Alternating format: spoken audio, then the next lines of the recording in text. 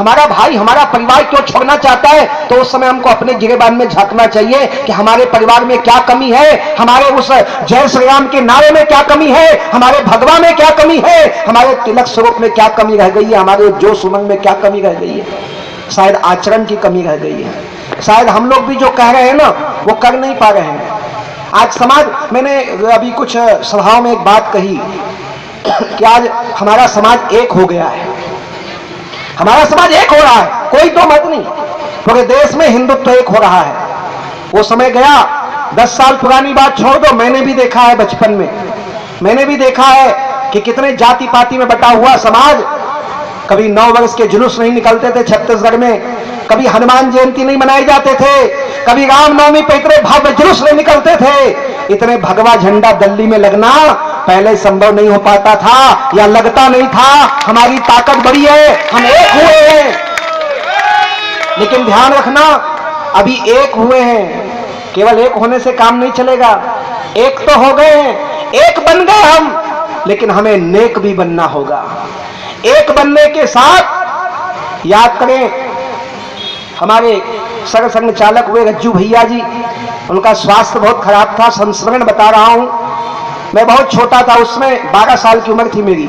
नागपुर में सभा हुई, उन्होंने स्वास्थ्य ठीक नहीं होने के कारण बोलने के लिए मेरा नाम रखा। मैं बोला, लेकिन मैंने बोलने से पहले उनसे कहा कि आपको 2 शब्द बोलना होगा। और भी कुछ कार्यकर्ताएं बार बार लोगों ने कहा 2 शब्द बोलना होगा, 2 शब्द बोलना होगा। माननीय रज्जू भैया जब मंच पे आए तो उन्होंने कहा मेरा स्वास्थ्य ठीक नहीं है, मैं 2 शब्द बोल देता हूं। और वो 2 शब्द क्या थे जानते हो? ऐसे हीरे मोती जैसे 2 शब्द थे, आज भी मेरे दिल पे लगी है और उसके लिए काम कर रहा हूं। उन्होंने कहा मेरे हिंदू भाइयों बहनों, एक बनो और नेक बनो, ये 2 चीज कर लो तो समाज हमारा, हम सब हमसे बड़ा कोई है भी नहीं, कभी रहा भी नहीं, कोई हमसे बड़ा रहा नहीं और आज भी कोई हमसे बड़ा नहीं है, हमको बड़ा ही होना है ना। तो इसके लिए बहुत जरूरी है, एक बनेंगे और नेक बनेंगे। एकता तो आ रही है, लेकिन नेकता में कमी रह गई है, नियत में कमी रह गई है। हम जरा विचार करें, क्या गौ माता की जय बोलकर हम गाय को बचा लेते हैं? क्या गौ हत्या बंद होकर नारे लगाने के बाद जो कसाई हमारे गाय के गले में छुरी रखे उसको दंड दे सकते हैं? क्या जय श्री राम कहने वाले लोग शाम के समय 250 ग्राम नहीं पीते हैं? ये कड़वा सत्य है, ध्यान रखना। यदि हमने माथे में तिलक लगाया है, यदि भगवा का फेटा लगाया है, हाथों में तलवार लिया है और जय जय श्री राम कहा है, तो हमें रावणी गुणों से दूर होना होगा, हमें राम के आचरण को भी धारण करना होगा। मुझे ऐसे 5 लोग चाहिए, किसने कहा था? गुरु गोविंद सिंह जी ने। ऐसे 5 लोग चाहिए जो 5 पंच प्यारे तो हो, लेकिन इन 5 के कारण मेरा पूरा सिख संगत जुड़ जाए। वो कौन लोग थे? शीश के दानी लोग, जो अपने प्राण का उत्सर्ग करने को तैयार थे, लेकिन अपने देश पे कोई संकट आए उसको सहने को तैयार नहीं थे। आज हम सहते हैं, आज चुपचाप हम देखते हैं। आज हमारे धर्म के साथ अन्याय हो तो हम उसके लिए विरोध नहीं करते, आवाज नहीं उठाते। अब कई लोग तो सोचते हैं कि भाई ऐसा करेंगे तो हम सांप्रदायिक हो जाएंगे, ऐसा करेंगे तो हम दंगाई हो जाएंगे। एक बात मुझे आप लोगों से पूछना है, इस देश के अंदर जितने भी दंगा के केस होते हैं उसमें अपराधी कौन लोग होते हैं?